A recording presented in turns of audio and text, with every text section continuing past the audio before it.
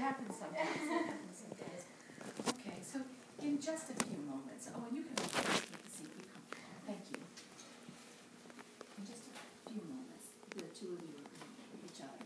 And what I have discovered is that even in the very smallest of ceremonies, hearts can be filled to overflowing because memories are being made today. There are friends and family who have gathered here with you today, and they're here to share in those memories. With that in mind, I want to share with you the words of the Native American writer, Sun Bear. He said, when humans participate in ceremony, they enter sacred space.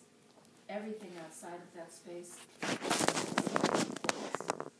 time takes on a different dimension. Emotions flow more freely. The bodies of the participants become filled with the energy of life. And this energy reaches out, and it blesses the creation all around them. All is made new. Everything becomes sacred.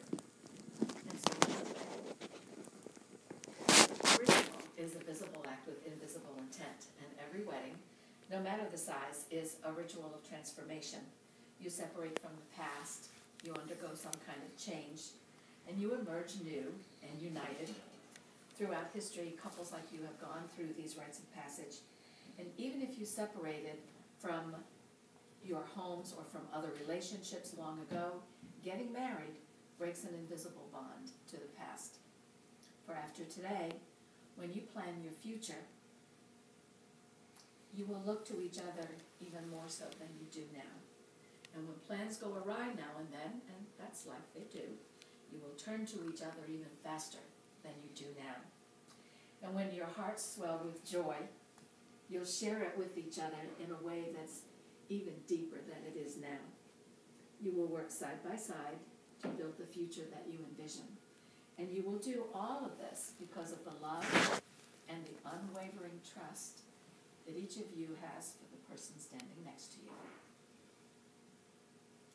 Because you each come from military families, you know the sacrifices that are made by the ones who leave and the ones who wait. Savannah, you are about to commit your heart and entrust your future to a man whose life is out of his control because of his loyalty to our country. And Jaes, you are about to commit your heart and entrust your future to a woman whose life is out of control because of her loyalty to you. We recognize your sacrifice, both of you. The world is already a better place because of the commitment that you make now to each other. Good advice is like gold. There's a poem called The Art of Marriage. It was published in the 1960s. And during that tumultuous time, the concept of free love radically changed the concept of commitment. The author was an older man by then. His name was Wilford Peterson. And he said that his wife inspired him to write the poem. I suspect it was because many people asked him for the secret of his long and happy marriage. So two special people are going to share that poem with us now. So Pamela and Damiana, could you come up, please? And for the sake of those of us joining us through electronics, I'm going to ask you to just face a little this way so people can see you. And you'll take alternating turns. And Pamela, you're first. The Art of Marriage. Happiness in marriage is not something that just happens. A good marriage must be created. In the art of marriage, the little things are the big things. It is never being too old to hold hands. It is remembering to say, I love you, at least once a day. It is never going to sleep angry. It is at no time taking the other for granted. The courtship should not end with the honeymoon. It should continue through all the years. It is having a mutual sense of values and common objectives. It is standing together, facing the world. It is forming a circle of love that gathers in the whole family. It is doing things for each other, not in the attitude of duty or sacrifice, but in the spirit of joy. It is speaking words of appreciation and demonstrating gratitude in thoughtful ways. It is not looking for perfection in each other. It is cultivating flexibility, patience, understanding, and a sense of humor.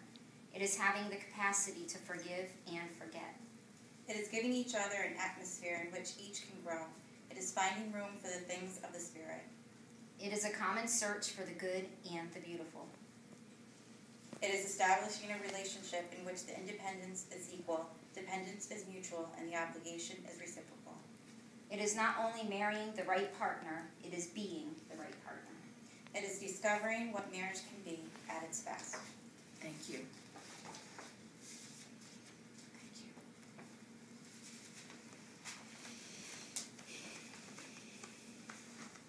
And Pamela, I'm going to ask you to do one more thing right now. If you would just please hold these beautiful flowers for a few minutes.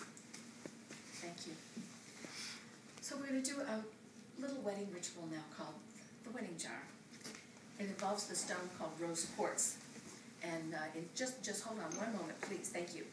Rose quartz is a stone that is thought to produce negative ions, and those ions are believed by many to bring feelings of joy and to open up our hearts. So, Cage, if you could bring the little jar up for me now. Thank you.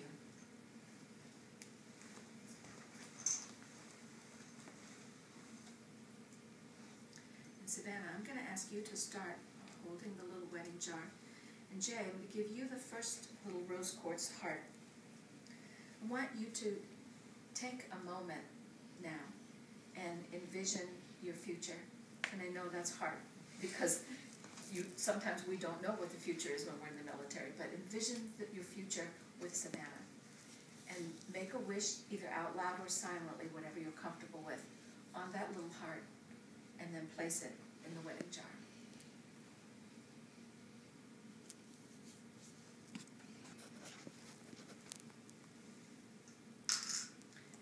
You to hold the jar. And Savannah, your stone. And I want you now to take a minute and envision what the future will be for the two of you. And make a wish either silently or out loud, whatever you're comfortable with. And then place it in the jar.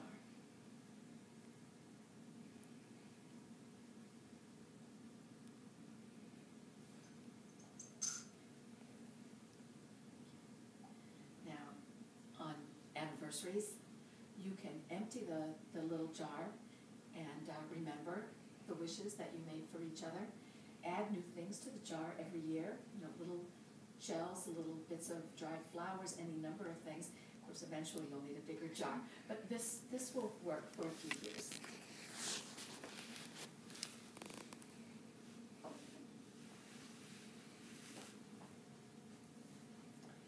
Marriage is created not only in the words that you say, but in the life that you will live and in the memories that you already share. Before this moment, you have been many things to each other: companion and partner and friend and beloved. You already share a life together. Clearly, your hearts are already committed, and seemingly, very little will change. But there is power in the spoken word. And the ones that you are going to say now will take you across a threshold, and some things will never be the same again, because after today and forevermore, you will say to the world, "This is my husband," and you will say, "This is my wife." I'm going to ask you now to please hold hands. Jay, the woman who holds your hands loves you very much. These are the trusting hands, the loving hands that reach for you in times of both joy and sorrow. These are the hands that show love. Do you promise to nurture the love you share, to feed it with laughter and tenderness, to strengthen it with honesty, and, when needed, forgiveness? I do. And please repeat after me. I, Jay, take you, Savannah, to be my wife, I, Jay, take you, Savannah, to be my wife, to love and to cherish, to love and cherish, in sickness and in health, in sickness and in health, in good times and in bad, in good times and in bad, as long as we both shall live. as long as we both shall live. Savannah, the man who holds your hands, loves you very much. These are the trusting hands, the loving hands that reach for you in times of both joy and sorrow. These are the hands that show love. Do you promise to nurture the love you share, to feed it with laughter and tenderness, to strengthen it with honesty, and, when needed, forgiveness? Please repeat after me. I, Savannah, take you, Jay, to be my husband, Take you, Jay, to love and to cherish, to love and to cherish, in sickness and in health, in sickness and in health, in good times and in bad, in good times and in bad, as long as we both shall live. as long as we both shall live. With no beginning and no end, the ring is a symbol of eternity. It has been likened to the wheel of life, ever turning, bringing both good times and bad. The rings, the wedding rings, are cast of precious metal, infusing beauty with love and strength, a symbol of your eternal love. This is the symbol of your marriage and a reminder of the promises that each of you make to each other today. Pamela, would you please give to Jay the ring that Savannah will wear? Now, what I'm going to ask you to do when you repeat your vows is just hold the ring on the tip of Savannah's finger, and then I'll tell you when to slip it on, okay? So place the ring on the tip of her finger and repeat after me. Savannah, I give you this ring as a symbol of my love and commitment, Savannah, I give you this ring, symbol of my love and commitment, and the joy I feel to be your husband. and the joy I feel to be your husband. Now you can slip the ring on.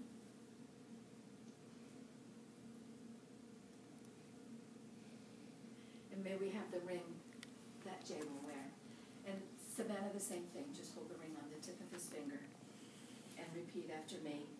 Jay, I give you this ring as a symbol of my love and commitment, Jay, I give you this ring as a symbol of your love and commitment, and the joy I feel to be your wife. and the joy I feel to be your wife. Now slip the ring on, please. Every year when you come upon this day, February 3rd, I encourage you to rededicate yourselves to the vows that you made here today. Take stock of where you are in your marriage. Express gratitude to each other for the ways that you have loved and supported one another. Forgive yourselves and each other for any barriers that have come between you. Show each other that you can be trusted and counted on as a comfort when facing difficult times. May there be few. And celebrate the joys that life brings your way. May there be many. Savannah and Jay, you have declared your intentions to marry. You have made solemn vows. You have exchanged rings. And so it is with great joy that I now have the honor to pronounce you husband and wife. Please begin your marriage with an expression of love, or in other words, Jay, kiss your bride.